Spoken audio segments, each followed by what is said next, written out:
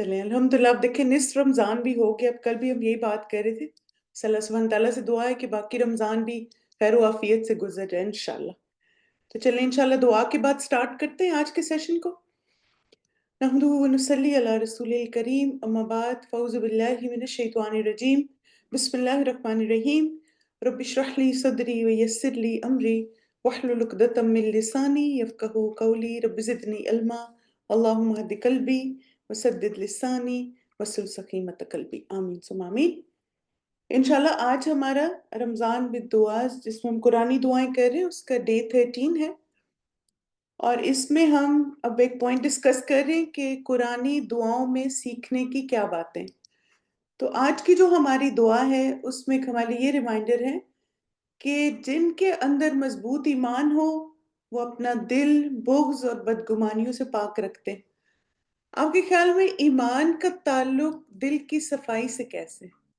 इसको कैसे आपको क्या लगता है इन दोनों चीजों में क्या ताल्लुक है? यानी मेरे दिल में ईमान मजबूत है, इसी वजह से मेरा दिल साफ रहता है। शाबाश। एक तो आप देखिए तकवा की वजह से, और दूसरा ना जिस इंसान को ये पता होता है ना कि क़यामत के दिन इंसान जो है वो रोक लिए जाएंगे अगर दिल साफ ना हुआ, तो फिर इंसान अपने दिल को साफ रखता है ताकि वो क़यामत के दिन अपने रब के आगे सुरखरू हो सके। बिल्कुल। तो इसलिए आप देखिए कि हमारे अमाल की जो क्वालिटी है ना, वो डिपेंड करती है कि हमारा ईमान कितना मजबूत है और इसके अंदर तकवा कितना है। बिल्कुल। इंशाल्लाह आज जो हम दुआ करेंगे वो सूरह अल हश्र की आयत नंबर 10 है, और इसका जो बैकग्राउंड है उसको देखने के लिए इंशाल्लाह आयत 8 और 9 भी देख लेते हैं। अल्लाह सुब्हान ताला आयत 8 में फरमाते हैं, लिलफुक़राइल मुहाजिरीन अल्लज़ीना उख़रिजू मिन दियारिहिम व अम्वालिहिम। थोड़ा सा आपको इसका बैकग्राउंड भी बता सकती हूँ। अगर आपने कुरान माशाल्लाह पढ़ा है तो आपको पता होगा कि सूरह हश्र में मेनली जो बनु नज़ीर था उसमें, यानी ग़ज़वा खैबर की तरफ उसका वाक़या है इसमें, कि किस तरह अल्लाह सुब्हान ताला ने नबी सल्लल्लाहु अलैहि वसल्लम के रोब की वजह से बगैर जंग के वो किला जो है वो फतह कर लिया था। और फिर उसके बाद ये हुआ कि माल फ़ै मुसलमानों को मिला, जो आयत में भी, यहाँ पे तर्जुमे में भी आप देख रहे हैं। आप देखें कि जब जंग होती है ना तो उसके बाद दो तरह का माल होता है। एक होता है माल गनीमत, और वो होता है कि जब बाकायदा बैटल होती है। और माल फ़ै वो होता है कि जो बगैर किसी बैटल के मुसलमानों के हाथ में जो भी माल आए, तो ज़ाहिर है ये लोग इस बात पे इन्होंने एग्री किया कि ये अपने घरों को छोड़ के चले जाएंगे, यानी उनको जलावतन कर दिया गया। तो बाद में जो उनके रिमेन्स थे उसको माल फ़ै कहते हैं, ठीक है, उनकी जो प्रॉपर्टी और बाकी चीजें जो वहां रह गई थी। तो अब ये उस माल की डिवीजन की तरफ इशारा है। तो इन महाजर फुकरा के लिए भी है जो अपने घरों और अपने मालों से निकाले गए, वो ये माल फ़ै अल्लाह का फजल और अल्लाह और उसकी रजामंदी चाहते हैं, और अल्लाह और उसके रसूल की मदद करते हैं, और यही लोग हैं जो सच्चे हैं। तो सबसे पहले अल्लाह सुब्हान ताला ने क्या कहा कि ये जो माल आया है ये इन लोगों के लिए जो मुहाजिरीन है, यानी जो मक्का से हिजरत करके आए या दूसरी जगहों पे हिजरत करके आए मदीना में। और इनसे मुराद ऐसे सब लोगों को सहारा दिया जाना चाहिए जो अल्लाह और उसके रसूल और उसके दीन की खातिर हिजरत पर मजबूर होकर दारुल इस्लाम में आए। ठीक, इस हुक्म की बिना पर रसूलुल्लाह सल्लल्लाहु अलैहि वसल्लम ने बनी नज़ीर की जायदादों का एक हिस्सा मुहाजिरीन में तकसीम कर दिया, और वो नखलिस्तान जो अंसार ने अपने महाजिर भाइयों की मदद के लिए दे रखे थे उनको वापस कर दी। ठीक है, आपको पता है ना कि जैसे अगर आपने सीरा पढ़ी हो तो मुसलमान जब हिजरत करके आए थे तो जाहिर है जो मक्का में मुशरिकीन थे उन्होंने उनके घर भी ले लिए, जायदादें भी ले ली, हर चीज पे कब्जा कर लिया, बिल्कुल वो एम्प्टी हैंडेड निकले थे ना। अंसार ने अपने बहुत सारे अपने हर कारोबार में और जायदादों में महाजरीन को शरीक किया था।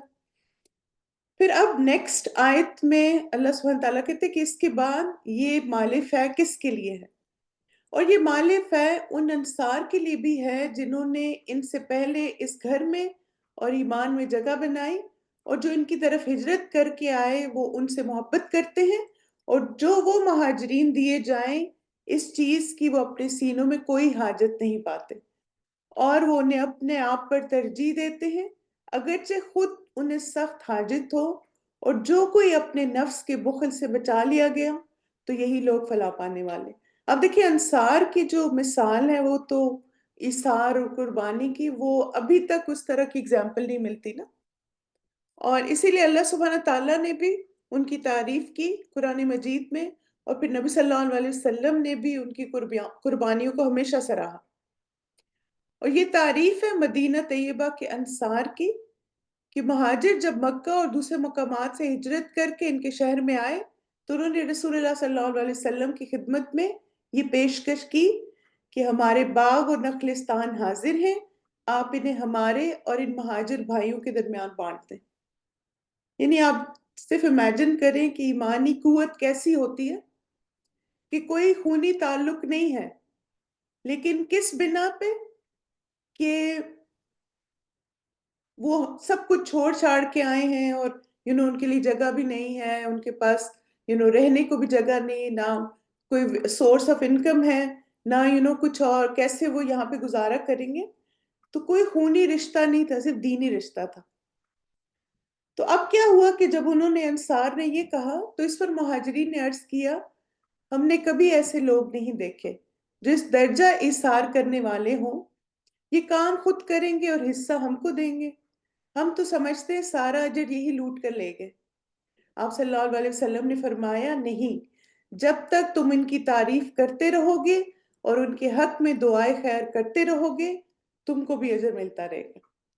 یعنی آپ دیکھیں کبھی ایسا ہوتا ہے نا، کچھ لوگ ایسے ہوتے ہیں کہ بہت سیلف لیس ہو کے ہیلپ کر رہے ہوتے ہیں یا دوسروں کی مدد کر رہے ہوتے ہیں، تو یہاں پہ ہمیں نبی صلی اللہ علیہ وسلم کے اس بات سے یہ بات پتہ چلی کہ بعض اوقات ایسے لوگ اگر ہوں جن کے آپ احسان مند ہوتے ہیں تو دو کرنے کے کام ہیں۔ ایک تو یہ ہے کہ ان کی تعریف کریں، ان کو اپریشیٹ کریں، اور دوسرا ان کے لیے دعا بھی کریں، تو ہم پھر اس اجر میں شریک ہو جاتے ہیں۔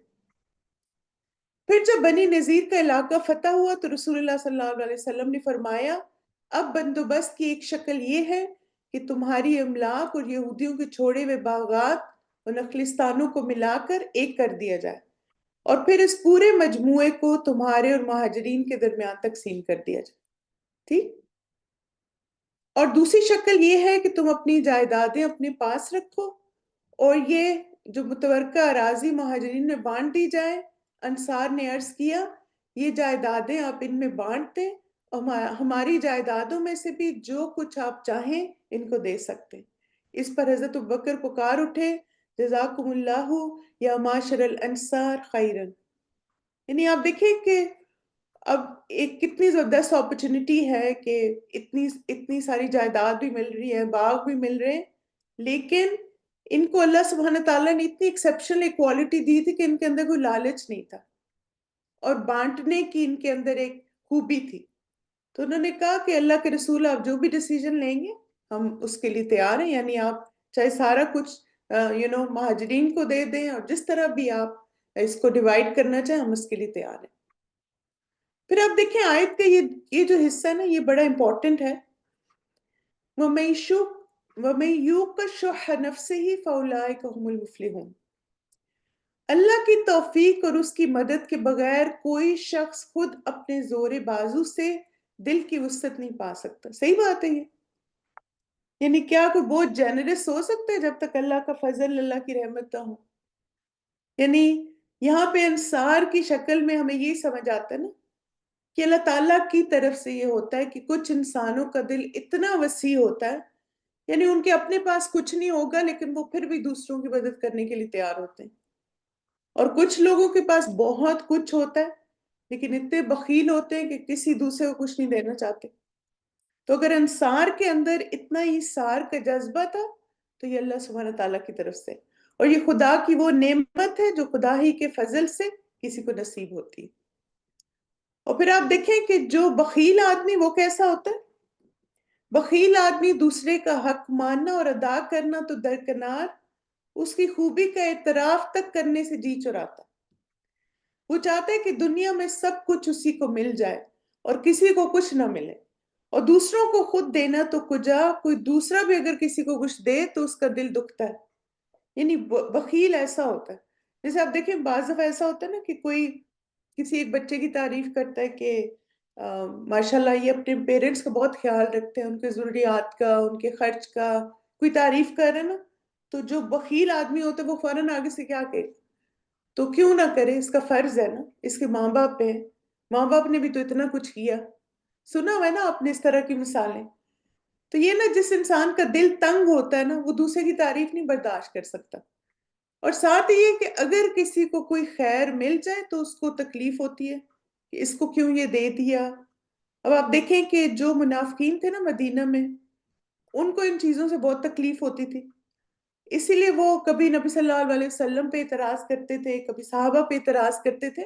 اور اصل میں تو ان کے اپنے دل کا شق تھا، جو یہاں پہ آیت میں اللہ سبحانہ تعالیٰ نے بتایا نا، انصار کے دل وسیع تھے اور یہ اللہ کی رحمت اور توفیق کی وجہ سے تھے. پھر رسول اللہ صلی اللہ علیہ وسلم نے شح کے بارے میں، شح جو ہے نا دل کی تنگی کو کہتے ہیں، آپ کہہ سکتے ہیں کہ بخل کو بخل ہے جیسے یہ نا ایک طرح سے. شح سے بچو کیونکہ شح ہی نے تم سے پہلے لوگوں کو ہلاک کیا، اسی نے ان کو ایک دوسرے کے خون بہانے اور دوسروں کی حرمتوں کو اپنے لیے حلال کر لینے پر اکسایا. اس نے ان کو ظلم پر آمادہ کیا اور انہوں نے ظلم کیا، فجور کا حکم دیا یعنی گناہ کا، اور انہوں نے فجور کیا. قطع رحمی کرنے کے لیے کہا تو انہوں نے قطع رحمی کی. یعنی جب دل تنگ ہوتا ہے نا، اس حدیث میں کیا عمل کی بات ہے کہ جب دل تنگ ہوتا ہے تو ظلم آسان ہوتا ہے، دوسرے کی بے عزتی آسان ہے، دوسرے کی عزت اچھالنا آسان ہے، گناہ کرنا آسان ہے، قطع رحمی کرنا آسان ہے جب انسان کا دل تنگ ہوتا ہے. لیکن جب دل وسیع ہوتا ہے تو انسان ایسا کوئی بھی کام نہیں کرتا جو اللہ کو ناراض کرنے والے. بالکل. ابو ہریرہ کی روایت ہے کہ نبی صلی اللہ علیہ وسلم نے فرمایا ایمان اور شح کسی کے دل میں جمع نہیں ہو سکتے. یعنی یا تو انسان کے اندر ایمان ہوتا ہے یا بخل ہوتا ہے، دونوں چیزیں اکٹھی نہیں ہو سکتی. پھر آپ دیکھیں اس کے بعد اگلی آیت، یعنی پہلی آیت میں کیا کہا گیا کہ مال فہ کے حقدار مہاجرین ہیں، پھر کہا گیا انصار ہیں، اور پھر والذین جاؤوا من بعدہم، اور وہ مال ان کے لیے بھی ہیں جو ان کے بعد آئے، یعنی جو انصار اور مہاجرین اور انصار کے بعد جو مسلمان آئے، ان مالوں میں ان کا بھی حصہ ہے. اور یہ کیسے ہیں؟ وہ کہتے ہیں ربنا اغفر لنا ولإخواننا الذين سبقونا بالإيمان ولا تجعل في قلوبنا غلا للذين آمنوا ربنا إنك رؤوف رحیم. اے ہمارے رب ہمیں بخش دے اور ہمارے ان بھائیوں کو بھی جو ایمان لانے میں ہم سے سبقت لے گئے، اور ہمارے دلوں میں ان لوگوں کے لیے جو ایمان لائے کوئی کدورت نہ رکھ. کدورت مطلب غل، یا جس کو آپ کہتے ہیں بغض، بدگمانی. اے ہمارے رب بے شک تو بہت شفقت کرنے والا، نہایت رحم کرنے والا. یہی ہماری آج کی دعا ہے، سورہ حشر کی آیت نمبر 10 ہے. اور یہ دعا تمام مسلمانوں کی مغفرت اور دلوں کی کو کدورت سے پاک کرنے کی دعا، یعنی دلوں کی صفائی کی دعا ہے نا. کیونکہ آپ دیکھیں دل کی صفائی بڑی امپورٹنٹ ہے دنیا میں پرسکون اور کامیاب زندگی گزارنے کے لیے، اور آخرت میں بھی انشاءاللہ. تو چلیں اس دعا کو سنتے ہیں اور پھر اس کے بعد امپورٹنٹ پوائنٹ ڈسکس کرتے ہیں انشاءاللہ. آپ اس کو سنیے اور مانگیے بھی ساتھ ساتھ، ٹھیک ہے؟ ربنا اغفر لنا ولإخواننا الذين سبقونا بالإيمان ولا تجعل في قلوبنا غلا للذين آمنوا ربنا إنك رؤوف رحيم. ربنا اغفر لنا ولإخواننا الذين سبقونا بالإيمان ولا تجعل في قلوبنا غلا للذين آمنوا ربنا إنك رؤوف رحيم. ربنا اغفر لنا ولإخواننا الذين سبقونا بالإيمان ولا تجعل في قلوبنا غلا للذين آمنوا ربنا إنك رؤوف رحيم. مانگا اس دعا کو آپ نے؟ ربنا اغفر لنا ولی اخواننا، اے ہمارے رب ہمیں بخش دے اور ہمارے ان بھائیوں کو بھی، الذین سبقونا بالایمان، جو ایمان لانے میں ہم سے سبقت لے گئے، ولا تجعل فی قلوبنا، نہ رکھ ہمارے دلوں میں ان لوگوں کے لیے، غلن للذین آمنوا، جو ایمان لائے کوئی کدورت، یعنی ہمارے دلوں میں ایمان والوں کے لیے کوئی کدورت نہ ہو۔ ربنا انک رؤوف رحیم، اے ہمارے رب بے شک تو بہت شفقت کرنے والا، نہایت رحم کرنے والا۔ یہ دعا کس کی ہے؟ ایمان والوں کی، اہل ایمان کی دعا ہے، ٹھیک ہے۔ اور اس دعا میں آپ دیکھیں کہ ہم اللہ تعالیٰ سے کیا مانگ رہے ہیں، کہ جتنے بھی ایمان والے ہیں دلوں، ان کے لیے دلوں کے غل سے صفائی کی دعا، asking Allah to purify our hearts from any resentment, especially believers کے لیے نا۔ تو اس دعا کو انشاءاللہ اس کے سارے حصوں کو دیکھتے ہیں۔ وہ لوگ جو انصار اور اولین مہاجرین کے بعد آتے ہیں، وہ کہتے ہیں کہ اے ہمارے رب ہمارے گناہوں کو بخش دے، اور ہمارے دینی بھائی ہیں جو کہ ایمان میں ہم سے سبقت لے گئے ان کو بھی بخش دے، اور ہمارے دلوں میں اہل ایمان میں کسی کے لیے حسد اور کینہ نہ ہو۔ دل میں نا جیلسی بھی آ جاتی ہے۔ اے ہمارے رب تو اپنے بندوں کے ساتھ شفقت کرنے والا، ان کے ساتھ رحم فرمانے والا ہے۔ تو ربنا اغفر لنا سے ہمیں کیا بات پتہ چلتی ہے، کہ جب بھی دعا مانگے اس کو مانگنے کا ادب کیا ہے، کہ پہلے اپنے لیے مغفرت کی دعا مانگے، ٹھیک ہے۔ جیسے آپ دیکھیں وہ بھی ایک اور قرآنی دعا ہم پچھلی دفعہ پڑھی تھی نا، ابراہیم علیہ السلام کی، ربی جعلنی مقیم الصلاۃ ومن ذریتی ربنا وتقبل دعا، تو اس میں بھی یہ بات سمجھ آتی ہے کہ پہلے اپنے لیے دعا مانگے، کہ یا اللہ ہمارے گناہوں کو بخش دے، یا اللہ ہماری مغفرت فرما، یا اللہ ہماری کمی کوتاہیوں سے درگزر فرما۔ پھر ہم کیا دعا مانگتے ہیں، وَلِإِخْوَانِنَا الَّذِينَ سَبَقُونَا بِالْإِيمَانِ، اور ہمارے ان بھائیوں کو بھی جو ایمان لانے میں ہم سے سبقت لے گئے۔ پھر دوسرے اہل ایمان کے لیے دعا کرنا، یا اللہ اہل ایمان کے گناہوں کو بخش دے، یا اللہ ان کی مغفرت فرما، یا اللہ ان کی کمی کوتاہیوں سے درگزر فرما۔ یہ دعا تمام گزرے ہوئے اہل ایمان، صحابہ کرام رضی اللہ عنہم، اور ان سے پہلے اور ان کے بعد آنے والے تمام اہل ایمان کو شامل۔ کتنی اچھی بات ہے نا۔ جیسے آپ دیکھیں ہم کبھی صحابہ کرام کے بارے میں پڑھتے ہیں، نیک لوگوں کے بارے میں پڑھتے ہیں، تو ہمارا دل کرتا ہے نا ہم ان کے لیے دعا کریں، ایک انسپریشن ملتی ہے نا۔ تو یہ دعا آپ سب کے لیے مانگ سکتے ہیں، اور اس کے علاوہ یہ دعا ان کے لیے بھی ہے جو زندہ ہیں، اور ان کے لیے بھی جو دنیا سے جا چکے ہیں۔ یعنی آپ دیکھیں جو مغفرت کی دعائیں ہم مانگتے ہیں نا اپنے پیاروں کے لیے، اس میں بھی آپ یہ دعا شامل کر لیں۔ نماز جنازہ اگر آپ پڑھ رہے ہوں تو اس پہ بھی یہ دعا مانگ سکتے ہیں۔ ایمان مومنین کے درمیان اخوت کا تقاضا کرتا ہے، جس میں یہ بھی شامل ہے کہ وہ ایک دوسرے کے لیے دعا کریں اور ایک دوسرے سے محبت کریں۔ یعنی آپ دیکھیں جس کے دل میں ایمان ہے نا، یہ ہو نہیں سکتا کہ وہ اتنا یو نو سینس جس کو کہتے ہیں نا کہ انسینسٹیو ہو، کہ اس کے اندر کوئی درد نہیں، کوئی دکھ نہیں، یعنی وہ ہمیشہ دوسروں کے لیے دعائیں کرنے والا ہوتا ہے۔ اگر کوئی آپ کو کہتے ہیں میرا بچہ بیمار ہے تو آپ اس کے لیے دعا کرتے ہیں، کوئی آپ کو کہتا ہے میں اس مشکل میں تو آپ اس کے لیے آسانی کی دعا مانگتے ہیں، یعنی فوراً ہمارا دل نہ نرم ہو جاتا ہے۔ کوئی اپنے بتاتا ہے میرے امی فوت ہو گئی، ابو فوت ہو گئے، ایک دم سے آپ کا دل دکھتا ہے، آپ اس کے لیے دعا کرتے ہیں۔ تو یہ اللہ تعالیٰ نے ایک ہمارا ایمانی رشتہ بنا دی، دینی رشتہ بنا دیا، جس کی وجہ سے ہمارے اندر ایک دوسرے کے لیے محبت بھی ہوتی ہے، اور اس کی وجہ سے ہم ایک دوسرے کے لیے دعائیں بھی کرتے ہیں۔ پھر آپ دیکھیں کہ اس کا اجر کیا ہے نا، جب ہم دوسروں کے لیے دعا کرتے ہیں۔ رسول اللہ صلی اللہ علیہ وسلم نے فرمایا ایک مسلمان جب اپنے بھائی کی غیر موجودگی میں اس کے لیے جو بھی دعا کرتا ہے وہ قبول ہوتی ہے۔ اس آدمی کے سر کے پاس ایک نگران فرشتہ ہوتا ہے، جب بھی آدمی اپنے بھائی کے حق میں دعا مانگتا ہے تو پھر نگران فرشتہ کہتا ہے آمین، اور کہتا ہے تجھے بھی ایسے ہی ملے۔ یعنی آپ دیکھیں کہ ہم مغفرت کی دعا مانگ رہے ہیں تو فرشتہ ہمارے لیے وہی دعا مانگ رہا ہے۔ آپ کسی کی صحت کی دعا مانگ رہے ہیں، فرشتہ ہمارے لیے وہی دعا مانگ رہا ہے۔ آپ کسی کے بچے کے لیے کامیابی کی دعا مانگ رہے ہیں، فرشتہ آپ کے لیے وہی دعا مانگ رہا ہے۔ آپ کسی کے ماں باپ کی صحت کی دعا مانگ رہے ہیں، فرشتہ آپ کے لیے وہی دعا مانگ رہے ہیں۔ تو اب آپ دیکھیں کہ یہ تو جیسے ہو گیا نا buy one get one free والا، کہ ہم تو دوسرے کے لیے بھلا کر رہے تھے، لیکن اللہ تعالیٰ کی رحمت اتنی وسیع ہے کہ ہمیں ان ریٹرن وہی مل رہا ہے۔ اسی لیے آپ دیکھیں نا کہ یہ چیز حسد ختم کر دیتی ہے نا۔ یعنی آپ کسی کے گھر گئے، گھر دیکھا بہت پیارا، آپ کہتے ہیں اللہ تعالیٰ اس میں برکت دے، آپ کے گھر کو آباد رکھے، نظر بد سے بچائے۔ اب یہ کیا ہے کہ آپ نے حسد نہیں کیا، نہ ہی آپ اس وجہ سے دل میں آپ کے آ رہا ہے کہ پتہ نہیں، دیکھو ذرا اتنا بڑا گھر لے لیا، میں تو گھر ہی نہیں ہے میرے پاس۔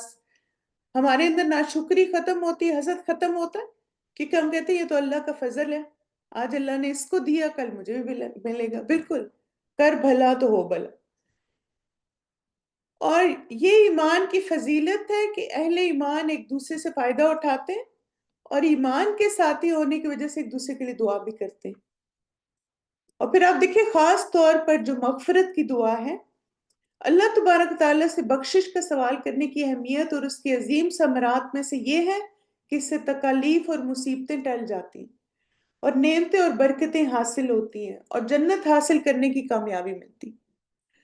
تو اب آپ دیکھیں کہ جیسے مثلاً آپ اگر کسی کے بارے میں سنتے ہیں نا کہ وہ کسی تکلیف میں، مصیبت میں، تو آپ اس کے لیے یہ دعا مانگ سکتے ہیں، کیونکہ ہم جب کسی کے لیے استغفار کریں گے تو انشاءاللہ اس کی بھی تکلیفیں اور مصیبتیں ٹل جائیں گی۔ اور اگر کوئی جیسے اسٹرگل کر رہے فائنینشلی کسی بھی طرح، تو یہ دعا فائدہ دے گی۔ جی ہاں، انشاءاللہ بالکل مانگے۔ ابھی اب مزید اس کے بارے میں دیکھتے ہیں نا۔ پھر دعا کا اگلا حصہ ہے وَلَا تَجْعَلْ فِي قُلُوبِنَا غِلًّا لِلَّذِينَ آمَنُوا، دلوں کی صفائی کی دعا مانگنا۔ یا اللہ اہل ایمان کے لیے ہمارے دل صاف کر دے۔ یا اللہ ہمارے دلوں میں کسی مسلمان کے لیے کوئی بدگمانی نہ ہو، کوئی حسد نہ ہو، کوئی نیگیٹو فیلنگ نہ ہو۔ ابو ہریرہ رضی اللہ عنہ سے روایت ہے کہ رسول اللہ صلی اللہ علیہ وسلم نے فرمایا تم لوگ ایک دوسرے سے حسد نہ کرو، اور نہ ہی ایک دوسرے کے خلاف ریٹ بڑھاؤ، اور نہ ہی ایک دوسرے سے بغض رکھو، اور نہ ہی ایک دوسرے سے روگردانی کرو، اور تم میں سے کوئی کسی کی بے پر بے نہ کرے، اور اے اللہ کے بندو بھائی بھائی بن جاؤ۔ مسلمان کا بھائی ہے، وہ نہ اس پر ظلم کرتا ہے، اور نہ اسے ذلیل کرتا ہے، اور نہ اسے جھوٹ بولتا ہے، نہ اسے حقیر سمجھتا ہے۔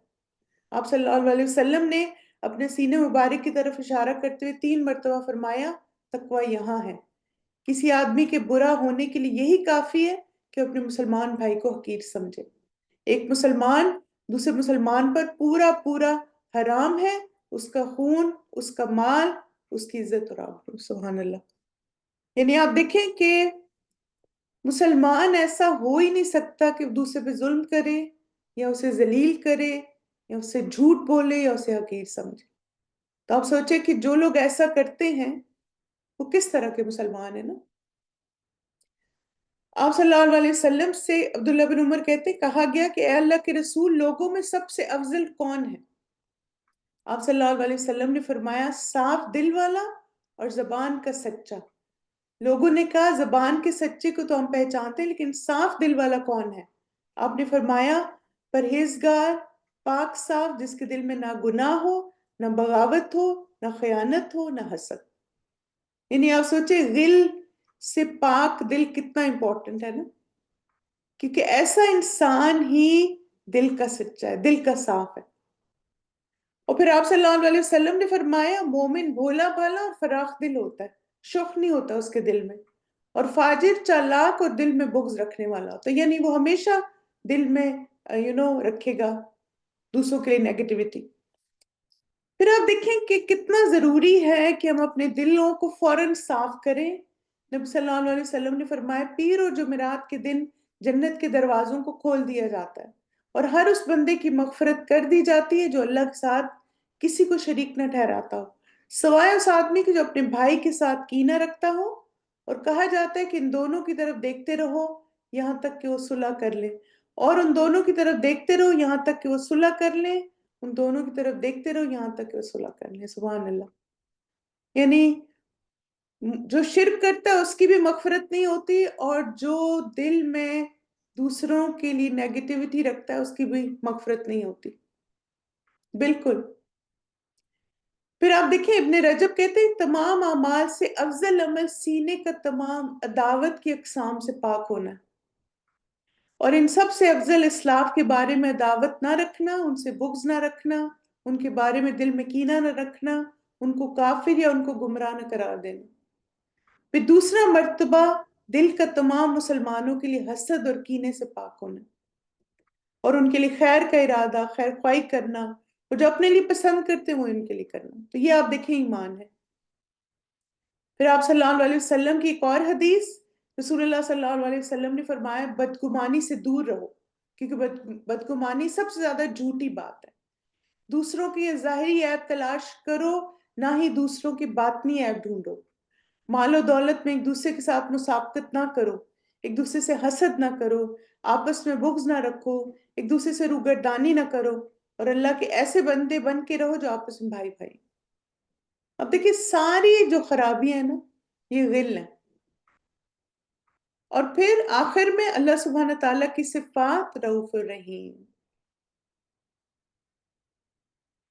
اپنے سے پہلے ایمان والوں کے لیے مغفرت کی دعا اور اپنے سینوں کو ان کے کینے سے پاک رکھنے کی دعا، کہ آخر میں اللہ تعالیٰ کے اس کے دو اسماء حسنہ کا واسطہ دیا، کیونکہ یہ دونوں چیزیں اس کی شفقت اور رحمت سے ہی حاصل ہو سکتی۔ یعنی اب دیکھیں ہمارا دل تو اللہ کی رحمت سے ہی صاف ہو سکتا ہے، اسی لیے ہمیں اللہ تعالیٰ سے دعا مانگنی۔ اس دعا کو کب مانگیں؟ ایک تو آپ دیکھیں گناہوں کی مغفرت کے لیے، دوسرا دوسرے مسلمانوں اور اپنے پیاروں کی مغفرت کے لیے، چاہے وہ زندہ ہوں یا فوت ہو چکے ہوں۔ پھر جب ایمان والوں کی قربانیوں کا پتہ چلے، جب صحابہ کرام کے بارے میں جانیں، یا کوئی بھی ایسی بات آپ پڑھیں اور آپ کا دل کرے ان کے لیے کچھ کریں، تو ان کے لیے ہم یہ دعا کر سکتے ہیں۔ جب آپ کو کسی دوسرے کے بارے میں بدگمان کرنے کی کوشش کرے، یعنی ایسا ہوتا ہے نا کہ آپ ماشاءاللہ صاف دل کے ہوتے ہیں، لیکن کوئی آپ کو کسی کے بارے میں بدگمان کرتا ہے، تو فوراً یہ دعا مانگے تاکہ آپ کا دل صاف رہے۔ اگر کسی انسان کے لیے دل میں بدگمانی آ جائے، ہوتا ہے نا کئی دفعہ کوئی بات کرتا ہے، کچھ کہہ دیتا ہے، تو فوراً ہمارے دل میں نا ایک وہ حسد آ جاتا ہے، بعض دفعہ نیگیٹیوٹی آ جاتی ہے، بغض آ جاتا ہے، تو پھر یہ دعا مانگیں اور غل والے لفظ پہ خاص طور پہ فوکس کریں۔ پھر اسی طرح ایمان والوں کے لیے ہمارا دل اچھا سوچے اور کوئی اس میں کدورت نہ ہو، ہم ہر ایک کے بارے میں نا پازیٹیو تھنکر ہوں، اچھا گمان رکھنے والے ہوں، اس کے لیے دعا کثرت سے مانگیں۔ پھر اسی طرح کسی کی بدسلوکی اور برے رویے کی وجہ سے دل صاف نہ ہو، اس سے نفرت ہو۔ بعض لوگ اتنا ہمارا دل دکھاتے ہیں اور اتنا ہمیں ہرٹ کرتے ہیں، اتنا ہمارے ساتھ برا سلوک، بد اخلاقی کرتے ہیں، بدتمیزی کرتے ہیں، تو ظاہر ہے آپ دیکھیں ہم انسان ہیں نا، تو دل میں آ جاتی ہے بات ان کے لیے، نفرت بھی آ جاتی ہے۔ تو پھر ہمیں تو دل صاف کرنا ہے اللہ تعالیٰ کے لیے، تو اس شخص کا سوچ کے اپنا دل اس کے لیے صاف کریں اور اللہ کی خاطر اسے معاف کر دیں، اور اللہ پہ سارا معاملہ چھوڑ دیں۔